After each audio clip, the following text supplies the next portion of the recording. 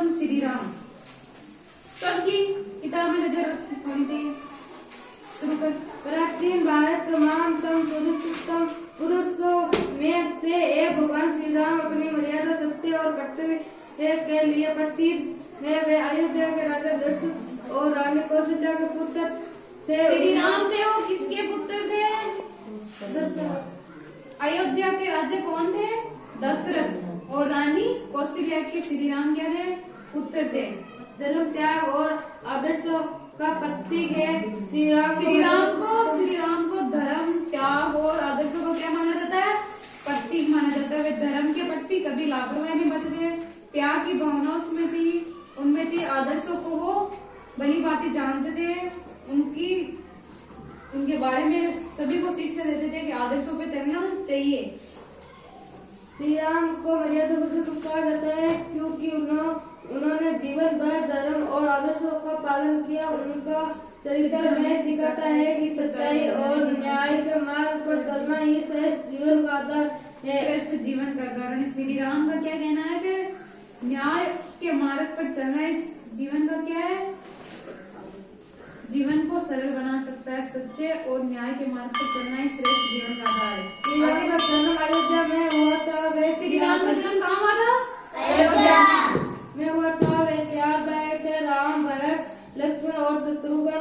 चारों भाई साथ साथ खेलते हुए बड़े हुए। वे सभी गुरु अष्टमी के आश्रम में शिक्षा ग्रहण करने गए, जहाँ उन्होंने वेद धनुर्विद्या और नीति शास्त्र की शिक्षा ली। श्री राम बाल्यकाल से ही सत्यशील और धैर्य की परिपूर्ण थे। वे अपने माता पिता और गुरुजनों की आज्ञा का पालन करते थे और अपने भाइयों से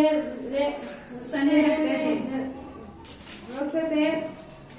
राक्षसों से यज्ञ की रक्षा के लिए विश्वामित्र ने राजा दशरथ से राम और लक्ष्मण को मांगा एवं गुरु विश्वामित्र ने श्री राम और लक्ष्मण को जंगल में रहने वाले राक्षसों से की रक्षा करने के लिए कहा। श्री राम ने ताड़का नामक राक्षसी का वध कर ऋषियों को निर्भय किया। उन्होंने कई यज्ञों की रक्षा की जिसमें संपूर्ण वन जहां में शांति स्थापित हुई। इससे यह संदेश मिलता है कि न्याय और धर्म के विरुद्ध खड़े होने प्रत्येक व्यक्ति का धर्म है। श्री राम का विवाह मिथिला के राजा जनक की पुत्री सीता। श्री राम का विवाह कहाँ हुआ? मिथिला के राजा थे, जनक की पुत्री थी सीता। उसके साथ श्री राम का विवाह हुआ था।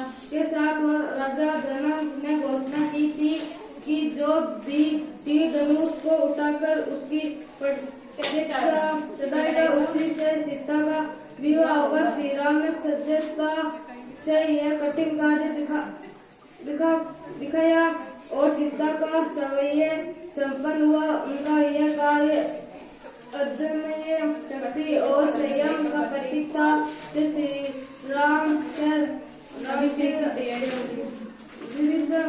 की तैयारी और राज्याभिषेक तब उनकी सौतेली मां कैकेयी ने राजा दशरथ से पूर्व में दिए 2 वचन मांगे लिए।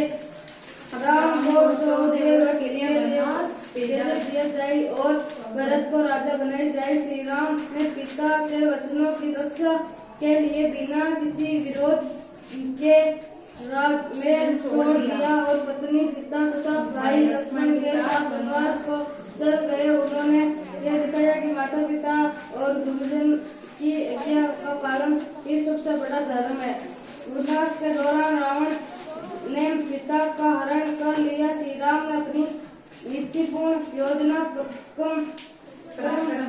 और वानर सेना के सहयोग से लंका पर आक्रमण किया और रावण का वध कर धर्म की स्थापना की। उन्होंने यह संदेश दिया कि धर्म और न्याय का अंत निश्चित है, चाहे कितना भी शक्तिशाली क्यों न हो।